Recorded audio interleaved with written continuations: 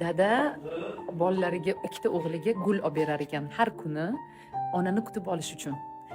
Qarang, o'g'il bolani tarbiyasini, qanaqa tarbiya beryapti ota.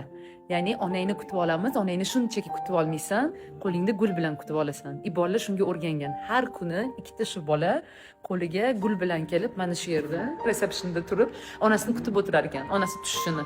Onasi hozir ishdan tushadi, ikkita gulchani bolalar beradi, keyin birga uyga borishadi. Botimini. Mana shunaqa erkakni ana shunaqa katta qilish kerak va mana aslida baxt qayerda, azizlar? Baxt oddiy kichkina narsalarda, kichkina detallarda.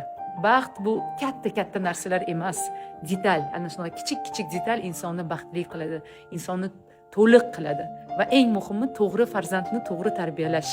Ana shu ham aslida katta baxt. Sabrina bular har kuni shunaqa olib keladimi gul? Yo'q, har kuni emas. Mana bizga bu qizimiz har kuni dedi. Kunora gul bilan kelib sizni olib ketishadi. Prям gul bilan kelishi kerak. Kerak emas, endi o'zlari shunaqa. Sizga kerak emas. Lekin bular shunaqa xohlaydi.